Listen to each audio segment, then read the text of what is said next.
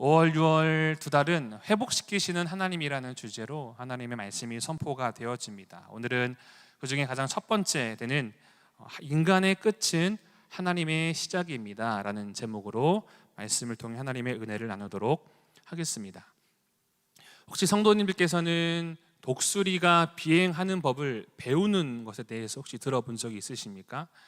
독수리에 대해서 생각을 하기를 하늘의 제왕이라고 우리는 생각을 합니다. 그러나 그 하늘의 제왕이라고 불리우는 그 독수리들은 새끼를 넘어서 성장하는 과정 가운데 반드시 필요한 과정이 있는데요, 나는 법을 배워야 합니다. 독수리가 나는 법을 배우기 위해서 반드시 필요한 과정이 있는데, 그것은 바로 자기가 머물고 있는 둥지를 떠나는 모습이 필요합니다.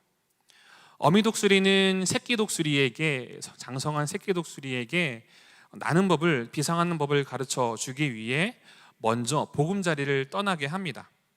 높은 둥지에서 새끼 독수리를 떨어뜨립니다. 새끼 독수리는 아직 나는 법을 알지 못하기 때문에 추락을 하겠지요. 그러면 어미 독수리는 큰 날개를 펴서 다시 새끼 독수리를 자기의 날개 위에 올려놓습니다. 그리고 다시 높은 데로 데리고 올라가 거기서 또 떨어뜨립니다. 학대가 아니라 강하게 안주하지 않고 강한 상황 속에서 나는 법을 깨닫게 하기 위한 부모로서의 훈련과 교육이 바로 이와 같은 모습입니다.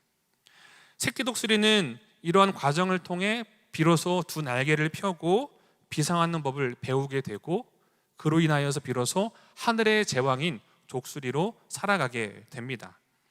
오늘의 설교의 제목을 보시면 인간의 끝은 하나님의 시작이다 라고 제목입니다. 독수리에게 있어서 지금 이 추락하고 있는 이 순간이 마치 끝처럼 여겨질 것입니다.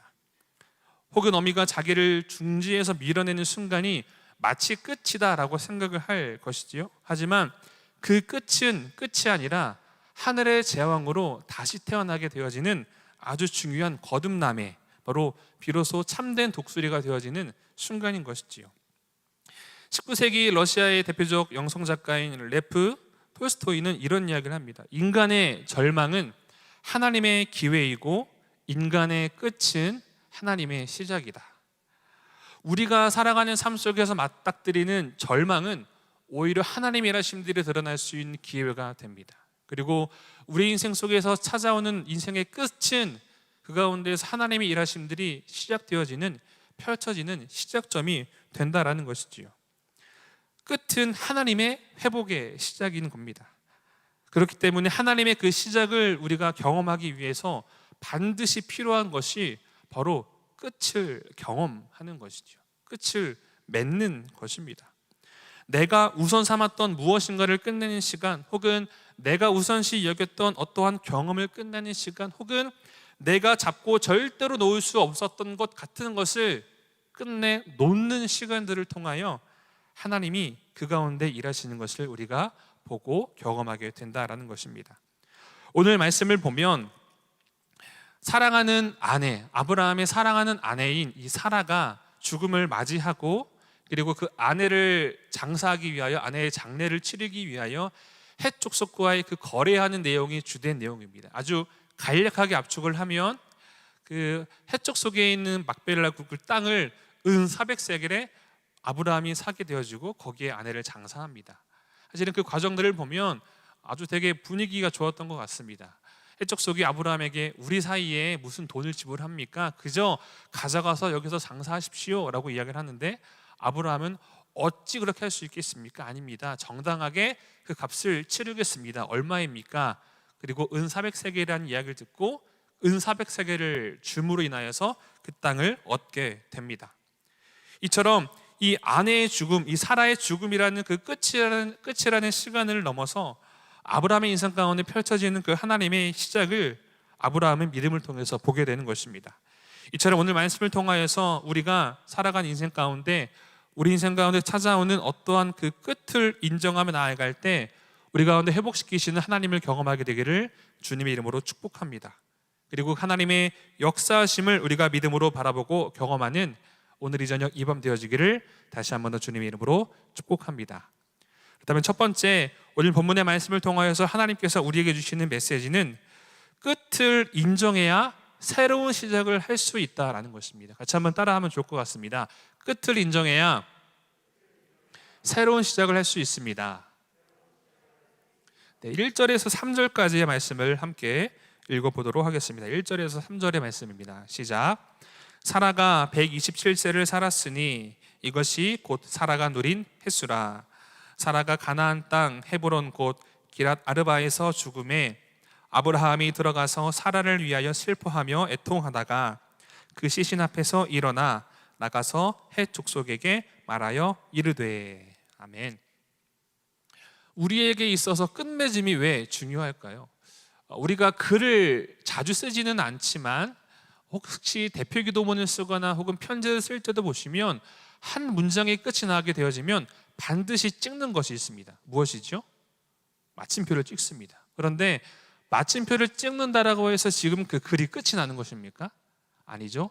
마침표를 찍음으로 인하여서 그 전체적인 글의 흐름이 계속해서 연결이 되어진다라는 것입니다. 이처럼 끝을 인정해야 새로운 시작이 우리 가운데 찾아올 수가 있습니다. 아내 사라를 잃은 이 슬픔으로 인하여서 아브라함은 정말 그 어느 누구도 공감할 수 없을 정도의 큰 상실감과 슬픔이 그에게 있었을 것이지요. 아마 사랑하는 사람을 잃어본 아픔을 경험해 보신 분들은 많이 공감을 하실 텐데요. 사랑하는 사람이 내 곁을 떠나게 되었을 때 잘해주었던 것들이 생각이 납니까? 잘해주지 못했던 것들이 생각이 납니까? 잘해주지 못했던 것들이 아주 많이 크게 다가옵니다. 저는 지금 아직 부모님이 살아계시기 때문에 잘은 모르지만 예전에 저희 장인어른께서 돌아가셨던 때를 생각해 보니 제가 제 아내를 봤을 때에는 장녀로서 정말 아버지에게 아주 효녀로서 정말 잘했던 것을 보게 됩니다. 그런데 아내의 그 순간을 보면 아버지에게 아빠에게 잘해주었던 것보다 아빠에게 상처 주었던 말들, 아빠에게 못했던 것들이 막 자꾸 생각이 나면서 막 그런 감정의 슬픔 가운데 빠져 있는 것을 보게 됩니다. 그러나 그처럼 하나님의 부르심을 장인어른께서 받자 딸로서 해주지 못했던 것들이 많이 막 생각나는 것을 보게 되었습니다. 이게 아마 우리 모두의 마음이지 않을까 생각합니다. 여러분, 아브라함은 어떠했을까요? 사실은 거의 평생을 같이 했던 동반자, 배우자로서 정말 사라를 향하여 잘했던 것들도 있었을 테지만 아마 잘해주지 못했던 것들이 생각이 났을 것 같습니다. 그 중에 그 사건이 한 가지가 있는데요, 정말 남편으로서 아내에게 못할 일을 아브라함이 행하는 것을 우리는 보아서 알고 있습니다. 우리 창세기 12장 13절 말씀을 같이 함께 읽어보면 좋을 것 같은데 함께 읽어보겠습니다. 시작. 원하건대 그대는 나의 누이라 하라. 그러면 내가 그대로 말미암아 안전하고 내 목숨이 그대로 말미암아 보존되리라 하니라. 어떤 이야기입니까? 아내 사라가 이뻤던 것 같아요. 예나 지금이나 남자들은 이쁜 여자를 좋아하는 것 같습니다. 이 사라가 이뻤던 것 같아요. 그러다 보니까 아브라함 입장에서 애굽에 왔는데 혹시 내 아내가 너무나 이뻐서 이 애굽 사람이 나에게 해를 가하며 내 아내를 빼앗아 갈 것을 두려워해서 아내 사라를 누이라고 속입니다. 정말 인생에 있어서 결코 해서는 안 될 큰 남자로서의 치부 아닙니까? 그렇죠? 그런데 이와 같은 일들이 또 있습니다.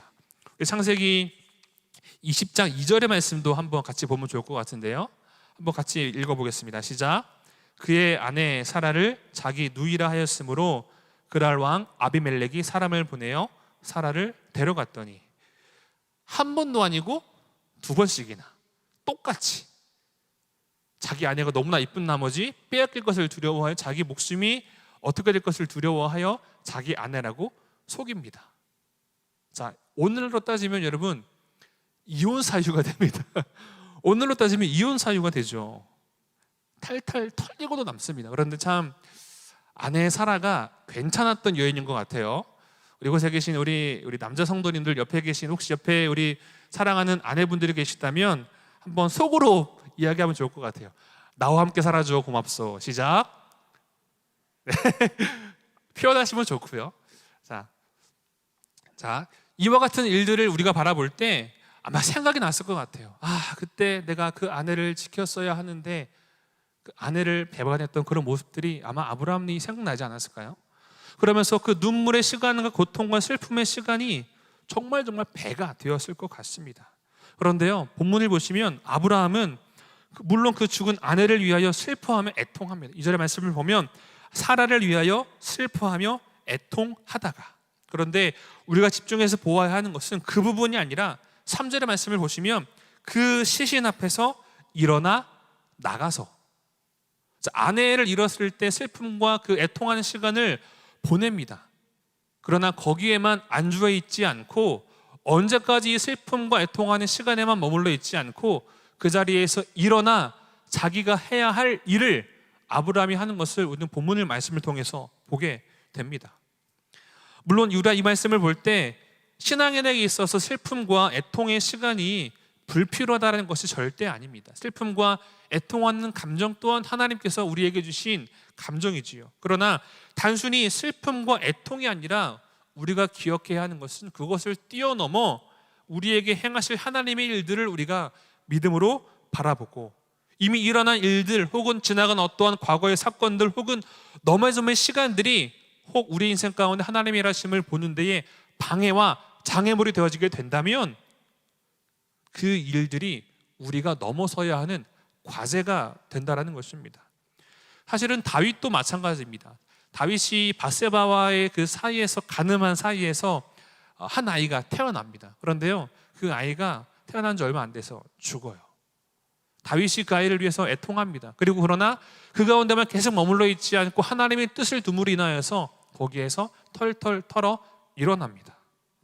이런 것들을 바라볼 때 우리들의 모습 가운데에서도 혹 지나간 과거의 어떤 일들 혹은 넘어짐과 슬픔과 상처의 상황 가운데에 여전히 거기에 애통하며 슬퍼하며 주저앉아 있는 우리들의 모습이 있다면, 아브라함의 모습을 통해서 슬픔과 애통은 충분히 했으니 이제 하나님의 일하심들 우리가 믿음으로 바라보고 자리에서 일어나 해야 할 일들을 우리가 감당할 필요가 있다라는 것입니다. 아브라함은 그와 같은 사람이었습니다. 과거에만 머물러 있지 않았습니다. 미래를 향하여 나아갔던 사람인 것이지요. 애통하는 시간을 벗어나 거기로부터 인정하는 것이죠. 즉 서두에 말씀드린 것처럼 지금 애통하는 시간, 눈물의 시간을 끝을 내고 자리에서 일어나 하나님의 새 일하심 가운데에 아브라함은 지금 나아가고 있다는 것입니다.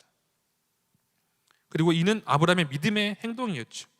아내의 죽음으로 인해 사실은 여러분, 하나님의 약속보다는 현재의 슬픔과 상실감이 너무나 커서 그냥 다시 옛날로 돌아가고자 마음대에 있을 수도 있습니다. 여러분, 이때까지요, 하나님께서 가나안 땅을 아브라함에게 주신다 약속하셨는데요, 공식적으로 정당하게 아브라함의 땅이 소유가 된 것은요, 여기가 처음이에요.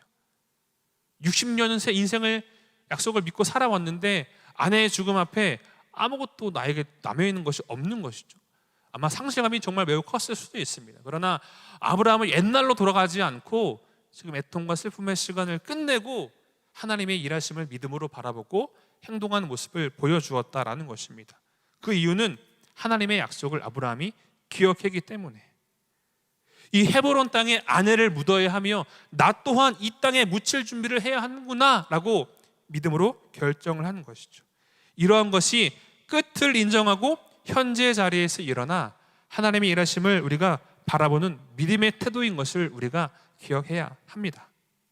사랑하는 금호중학교의 우리 성도 여러분, 우리가 끝내야 하는 시간이 바로 이와 같습니다. 넘어짐의 자리를 끝내야 합니다. 혹 지나간 과거의 어떤 감정과 사건의 고리를 끝내야 합니다. 여러분, 코로나로 인하여서 거의 2년, 3년이라는 시간을 많이 정체되어 있지 않았습니까?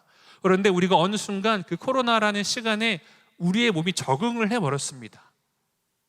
그런데요, 그러한 코로나에 적응됐던 우리의 시간들을 이제는 끊어내고 다시 하나님의 전심으로 예배하는 시간으로 우리가 나아가야 하는 것이죠.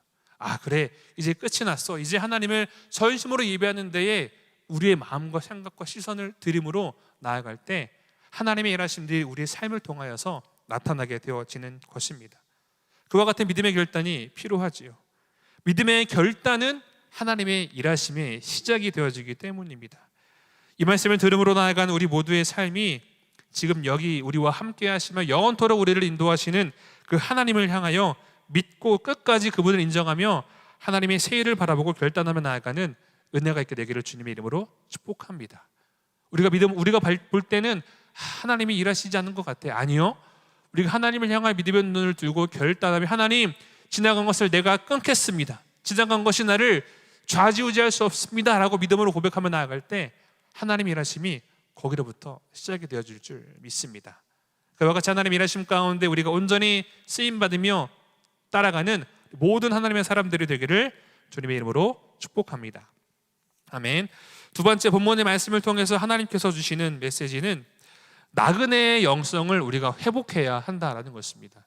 같이 한번 따라하면 좋을 것 같습니다. 나그네의 영성을 회복해야 합니다.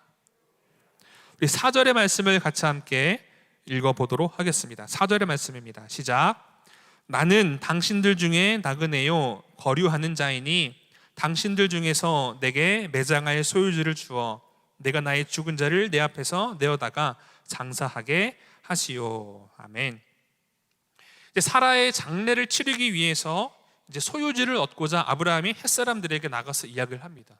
그런데 아브라함이 무엇이라 이야기를 합니까? 나는 당신들 가운데 나그네입니다. 나는 당신들 가운데의 거류자입니다 라고 이야기를 합니다. 자, 여기서 우리가 놓치지 말아야 하는 신앙인에게 있어서 가장 중요한 영적인 정체성을 깨닫게 됩니다. 그것은 바로 우리 또한 사실은 돌아갈 본향이 있는 나그네이며 거류자다라는 사실이죠. 한번 생각해 봅시다. 사라가 아브라함과 함께 떠났을 때 사라의 나이는 65세입니다. 아브라함이 75세에 떠나지 않았습니까? 그런데 아브라함과 사라는 10살 차이가 납니다. 산수를 잘해보세요. 아브라함과 사라는 이제 10살 차이가 나고 65살에 떠나겠죠. 그런데 23장 1절의 말씀을 보면 사라가 몇 살에 죽었다고 나옵니까? 127세. 적어도 60년은 고향을 떠나 이곳에서 살았다라는 거예요. 적어도 60년은. 이 60년의 시간을 보면 이미 충분히 그 땅의 사람이라고 이야기해도 무방합니다. 예를 들어서 제가 잘 알지는 못하지만 금호중앙교회 성도님들 만나고 대화를 하다 보면 금호동 역사를 볼 때 이곳에서 나고 자라신 분들도 계시지만 결혼함으로 인하여서 혹은 직장을 따라서 이곳에 터를 잡게 되신 분들도 좀 많이 계신 것 같습니다. 여러분 20년, 30년만 금호동에 살아도 금호동 사람입니까? 아닙니까? 사실은 금호동 사람이라 할 수가 있죠. 그런데 60년을 금호동에서 살았다고 한번 생각해 봅시다. 완전 금호동 사람이지 않습니까? 그렇죠? 아브라함도 사실은 60년이라는 시간을 그곳에 살았기 때문에 그곳 사람이라고 이야기해도 무방합니다. 그러나 아브라함은 오히려 자신에 대한 이야기를 하기를 나는 당신들 중에서 나그네입니다. 거류하는 자입니다. 왜 이런 고백을 했을까요? 하나님이 주신 약속의 땅에 대한 소유, 자신이 어떠한 존재인지를 아브라함은 늘 기억하고 살았기 때문에 그렇습니다. 이것이 우리 믿음의 사람들이, 신앙인들이 살아가야 하는 신앙의 방향성을 제시를 해 줍니다. 우리에게 유명한 말씀이죠. 빌립보서 3장 20절의 말씀을 자막을 통해서 같이 함께 읽어보도록 하겠습니다. 시작. 그러나 우리의 시민권은 하늘에 있는지라 거기로부터 구원하는 자 곧 주 예수 그리스도를 기다리노니. 아멘. 우리의 시민권은 하늘에 속해 있다라고 이야기를 합니다. 이와 같은 영성이 우리가 회복해야 되는 영성입니다. 아브라함이 그와 같죠. 만약에 아브라함이 자신이 나그네라는 사실을 기억하지 않았다라면은 그저 사라의 죽음이라는 그 끝 앞에서 하나님의 약속을 붙들m이 아니라 갈대아 우르 땅으로 다시 돌아가고 싶었을 수도 있을 것 같아요. 그러나 하지만 하나님의 약속을 늘 마음에 품고 살았기 때문에 현재 주어진 이 상황에 묶이지 않고 안주하지 않고 자신은 언제든 떠날 수 있는 나그네라는 존재로 자신을 늘 생각했던 사람인 것을 우리는 보게 됩니다. 여행을 좋아하시는 분들은 아마 많이 아실 텐데 저는 여행을 좋아하지만 많이는 못 해봤습니다. 그런데 여행 관련된 글들이나 영상들을 보게 되어지면 여행 전문가들일수록 짐이 많을까요? 적을까요? 별로 없어요. 정말 딱 그 일정에 따라서 딱 필요한 최소한의 그 짐들만 가지고 딱 여행을 떠나는 것을 보게 됩니다. 왜 그럽니까? 이동이 용이하기 때문에. 여러분 나그네 또한 여러분 언제 어디서 떠날지 모르는 존재이기 때문에 짐이 늘어나면 늘어날수록 나그네에게 있어서 짐이 많아지면 많아질수록 되게 나중에 떠나야 될 순간에 되게 불편하거든요. 되게 힘들거든요. 그렇기 때문에 우리가 기억해야 되는 것은 물론 나그네라고 하여서 언제든 떠날 수 있는 사람이기 때문에 현실의 삶으로부터 도피해야 된다라는 이야기가 절대로 아닙니다. 본문의 말씀을 보시면 6절의 말씀을 보면 이 해적 속의 아브라함을 향하여 무엇이라 이야기합니까? 당신은 우리 가운데 있는 하나님이 세우신 지도자입니다. 비록 나그네이며 거류자이지만 그들이 볼 때에도 아브라함은 충분히 그들과의 아주 좋은 관계, 그가 처해 있는 상황 가운데서 아주 열심히 살아왔던 존재인 것을 보게 됩니다. 이처럼 우리들도 비록 우리가 나그네의 삶을 살아가야 하지만 그러면서 동시에 우리에게 주어진 역할과 위치에 최선을 다해야 된다는 것이죠. 아버지로서, 남편으로서, 자녀로서 혹은 내가 속한 직장과 공동체 안에서도 늘 최선을 다해야 되는 것이죠.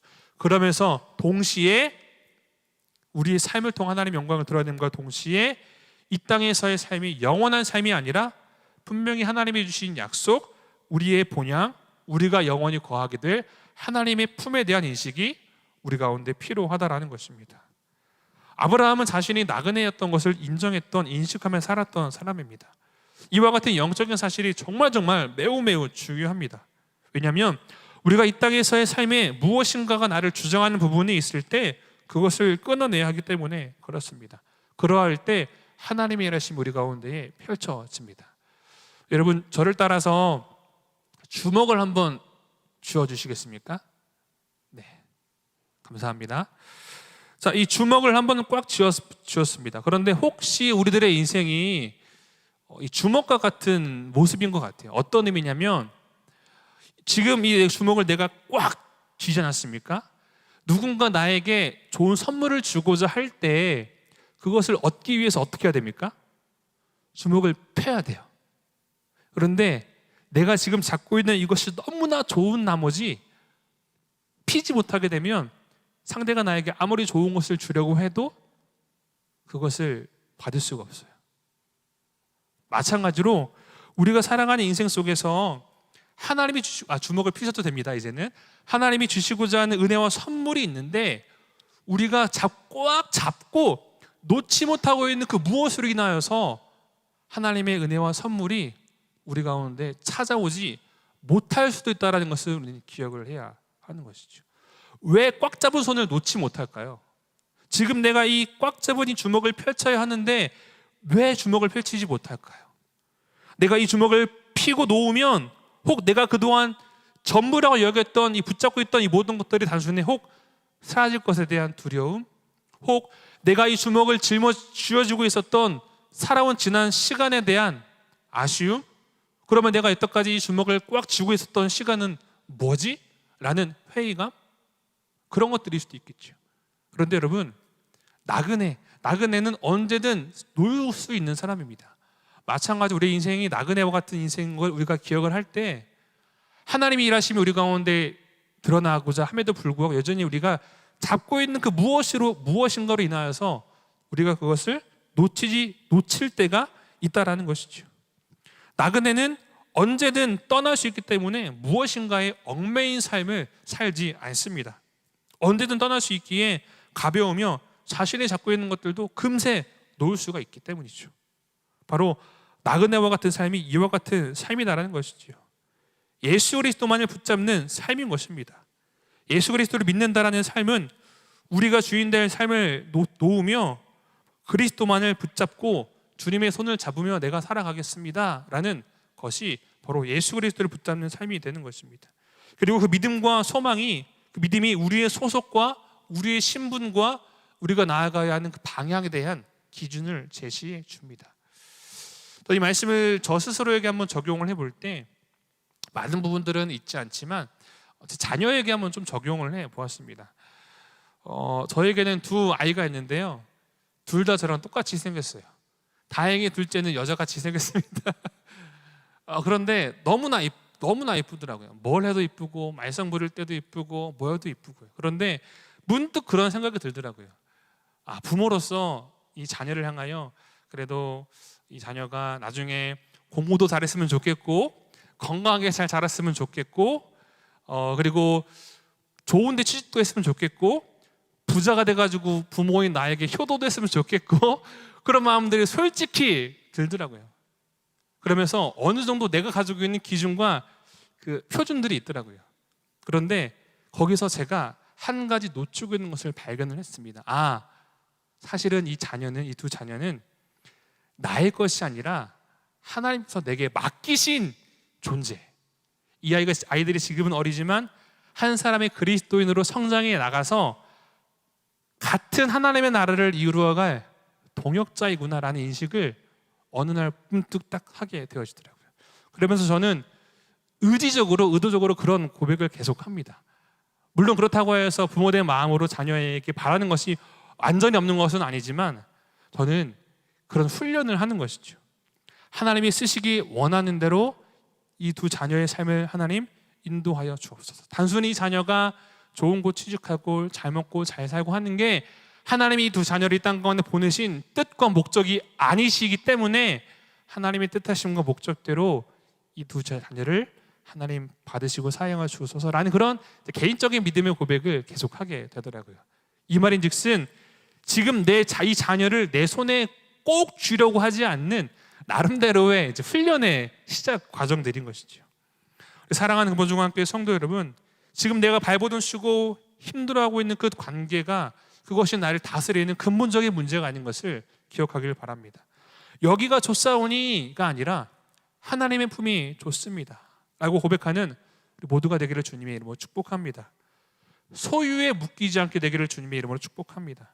그리고 인정받음과 명예에 묶이지 않기를 주님의 이름으로 축복합니다. 그리고 나아가 인기와 헛된 허상에 묶이지 않게 되기를 주님의 이름으로 축복합니다. 또한 잠시 머무는 것에 얽매이고 묶이지 않게 되기를 주님의 이름으로 축복합니다. 오직 예수 그리스도께만 묶임받은 바 되어지기를 주님의 이름으로 축복합니다. 이것이 본질이에요. 본질에 집중하게 되어지게 되면요, 나머지 것들은 전혀 문제와 어려움들이 되지 않습니다. 요한복음 말씀에 우리에게 약속하셨죠.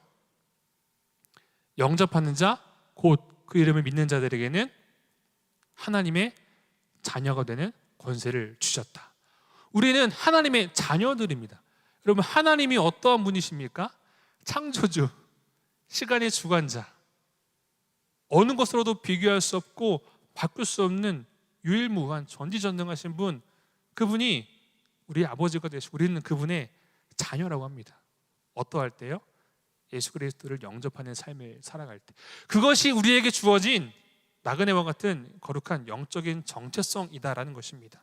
이처럼 이와 같이 하나님의 자녀됨의 권세와 기쁨을 충만하게 누리며 삶을 살아가는 모든 금호중학교 성도님 되시기를 주님의 이름으로 축복합니다.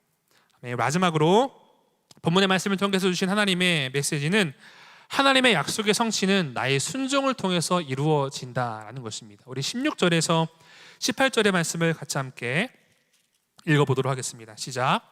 아브라함이 에브론의 말을 따라 에브론이 헷 족속이 듣는 데서 말한 대로 상인이 통용하는 은 400세겔을 달아 에브론에게 주었더니, 마므레아 막벨라에 있는 에브론의 밭, 곧 그 밭과 거기에 속한 굴과 그 밭과 그 주위에 둘린 모든 나무가 성문에 들어온 모든 헷 족속이 보는 데서 아브라함의 소유로 확정된지라. 아멘. 사실은 전체적인 부분들을 읽어야 하는데 결론적인 부분을 읽었습니다. 사라를 장사하기 위하여, 장례를 치르기 위하여 그 토지를 은 400세겔을 주고 삽니다. 그리고 많은 사람들 앞에서 그것들이 확정이 되어졌다고 이야기를 합니다. 여러분, 하나님께서 아브라함을 통하여 하신 약속과 그 일하심들을 우리가 살펴볼 때, 여러분, 사실은 아브라함이 한 일이 그렇게 많지는 않아요. 아니, 거의 없습니다. 하나님께서는 사라를 통하여 약속의 자녀를 주실 것이다 라고 이야기를 하셨지요. 약속을 하셨지요. 근데 여러분, 아브라함이 그것을 온전히 믿었을까요? 못 믿었죠. 그러면서 그렇기 때문에 자신의 종 엘리에셀을 양자로 삼으려고 했고, 그리고 사라의 여종 하갈을 통하여 이스마엘을 얻지 않습니까?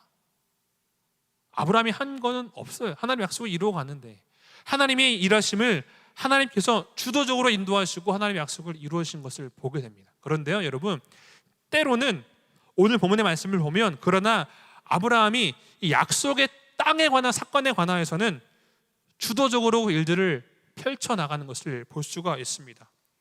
사실은 단순히 볼 때요, 그냥 사라를 장례하기 위한 묘지를 매매하는 것으로만 이해를 하기 쉽지만, 아브라함은 이 가나안 땅을, 약속의 땅을 자신에게 주실 것이다라는 그 하나님의 약속을 믿고 크지는 않더라도 이 작은 영토를 자기가 매입함으로 자기가 할 수 있는 최선의 순종과 걸음의 길을 지금 내딛고 있는 것입니다. 하나님의 약속이 성취에 있어서 아브라함이 그 일들을 지금 믿음으로 순종하고 있는 것이지요. 매매의 과정을 보면 사실은 얼마든지 구두로 그 땅을 얻을 수가 있습니다. 본문의 말씀을 보시면 처음에는 그냥 우리 사이에 그냥 여기서 장사하십시오라고 얘기를 합니다. 얼마든지 이 구두계약으로, 당시 고대 근동은 구두계약이었기 때문에 얼마든지 그렇게 해도 그 누구도 뭐라 하지 않습니다. 그게 당연한 겁니다. 그런데 아브라함은 단순히 그냥 그 당연한 것에 머물지 않고 아주 적극적으로, 아주 진취적으로 그 땅을 매매하는 모습을 보여줍니다. 이는 불필요한 일들을 아브라함이 한 것이 아니라 하나님의 약속을 아브라함이 기억함으로 그 성취에 대한 순종의 태도인 것을 보게 되는 것이죠. 이와 같은 사실이 왜 중요합니까? 아브라함의 입장에 한번 되어볼까요? 아내가 죽었습니다. 그리고 하나님의 부르심을 따라 본토 친척 아비의 집을 떠났는데 아내를 장사할 땅조차 없는 거예요. 얼마나 되게 허무할까요? 한번 우리 입장에서 정말 80년, 90년 평생을 살았는데 내 집 하나 마련하지 못한 거예요. 얼마나 인생이 허무할까? 얼마나 내가 그동안 인생을 어떻게 살았을까라는 그 회의감들이 몰려오지 않았을까요? 아브라함은 그런 상황 가운데 그러나 하나님을 원망하지 않았습니다. 아니, 하나님을 말씀을 따랐습니다. 하나님, 내가 하나님의 말씀을 따라서 왔는데 이게 뭡니까? 나에게 아무것도 없네요. 아내가 죽었는데 장사할 곳조차 없네요라고 원망하며 불평하며 하나님을 신뢰하지 못함이 아니라 그 가운데 자신이 할 수 있는 것, 그 땅을 매매하는 소유로 확정하는 일들을 지금 아브라함이 행하고 있다라는 것이죠. 이처럼 하나님의 약속을 성취하는 그 과정 가운데 적극적인 태도의 순종을 아브라함이 보여줍니다. 하나님께서 우리에게 주신 약속을 성취할 때요, 하나님께서 주도적으로 그 일들을 이루어 가시는 경우도 있지만, 하지만 그 가운데 그 약속을 받은 우리에게 또한 책임의 의무를 하나님께서 우리에게 원하십니다. 이것은 매우 영적으로 중요한 사실입니다. 하나님의 약속이 우리 모두에게 볼 때 합당하고 근거가 타당하다 할지라도요, 그저 저절로 이루어지지 않습니다. 하나님의 약속을 믿고 순종하는 태도가 필요합니다. 한 예를 들어볼까요? 민수기를 보시면 그 약속의 땅을 차지하기 위한 12명의 정탐꾼 이야기가 등장하지 않습니까? 12명의 정탐꾼 중에서 오직 갈렙과 여호수아만이 믿음의 보고를 하는데요, 민수기 13장 30절 말씀을 자막을 통해서 같이 함께 보도록 하겠습니다. 시작. 갈렙이 모세 앞에서 백성을 조용하게 하고 이르되 우리가 곧 올라가서 그 땅을 취하자 능히 이기리라 하나. 하나님께서 약속의 땅을 주셨으니, 우리에게 주셨으니 그저 받자, 그저 입 벌리고 그냥 그것을 누리자 하지 않았어요. 어떻게 뭐라고 이야기합니까? 그 땅을 취하자. 이미 하나님께서 약속을 하셨는데 그 땅을 취하자라고 이야기하는 것이죠. 이 말인즉슨 하나님의 약속이 임했을 때 마땅히 해야 되는, 우리가 감당해야 되는 순종의 태도가 필요하다는 겁니다. 그리고 실제로 여호수아서를 쭉 보시면 그 땅을 차지하기 위한 치열한 전쟁이 보여집니다.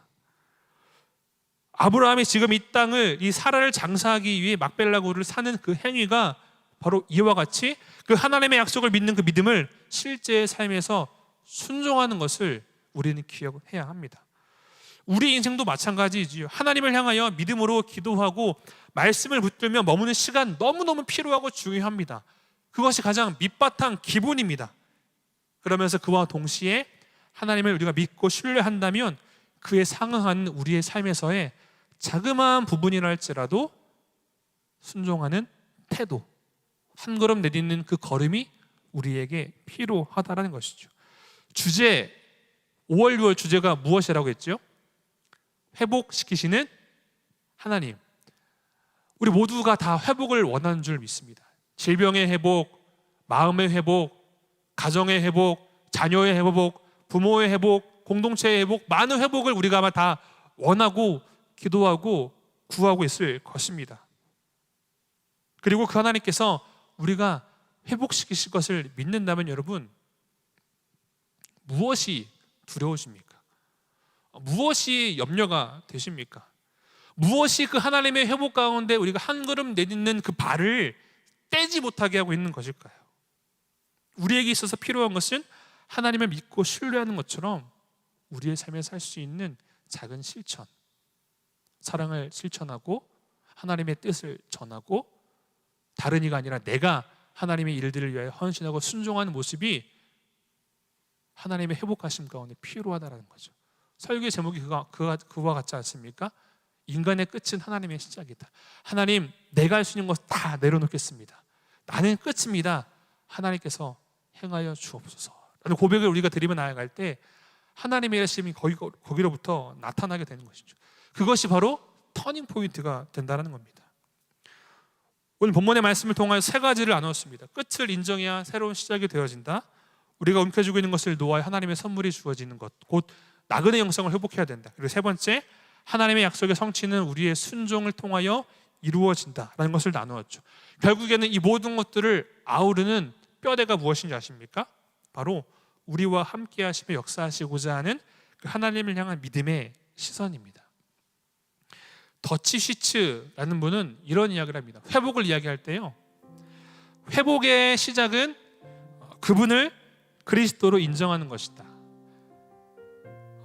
그분, 예수 그리스도를 그리스도로 인정하는 것이다. 그리스도라는 것은 왕, 구세주, 기름 부음 받은 자라는 거예요. 내가 주인이 아니라 하나님의 주권, 내가 주도적인 것이 아니라 하나님이 주도적으로 하시는 것, 내가 나타나고 내 생각, 내 경험을 앞세우는 것이 아니라, 물론 객관적이고 논리적이고 분석적인 것도 필요하지만 그것보다 하나님의 주권, 하나님의 왕되심. 내가 조금 손해볼 수도 있어요. 내가 조금 손해볼 수도 있는데 우리 왕 대신 예수님께서 그래, 너가 조금 손해보더라도 괜찮아, 내가 그것을 원해 라고 말씀하실 때 예수님을 나의 왕으로 우리가 인정하고 고백한다면 우리가 취해야 할 태도가 무엇일까요? 네, 주님, 제가 조금 손해보지만 그래도 주님의 말씀에 내가 순종하겠습니다 라는 이런 고백으로 우리가 드리며 나아갈 때 과거나 현재나 미래나 항상 우리의 왕 되신 예수 그리스도가 드러나며 우리의 삶 가운데 역사하실 것입니다. 사랑하는 우리 금호중앙교회 성도 여러분, 예수님께서 우리의 생명이 되십니다. 구주가 되시고 우리의 신앙은 이와 같이 끊임없이 이것을 인정하며 나아가는 순간순간 그와 같은 삶을 살아갈 때에 이미 하나님의 회복은 우리 가운데에 펼쳐졌을 것입니다. 오늘의 말씀을 기억하며 오늘 이 밤 이 저녁이 그 하나님을 만나는 귀하고 복된 시간 되기를 원합니다. 내가 믿음으로 순종하며 내어 갈 때에 이만큼 하나님의 나라를 경험하는 모두가 되기를 주님의 이름으로 축복합니다. 아까 불렀던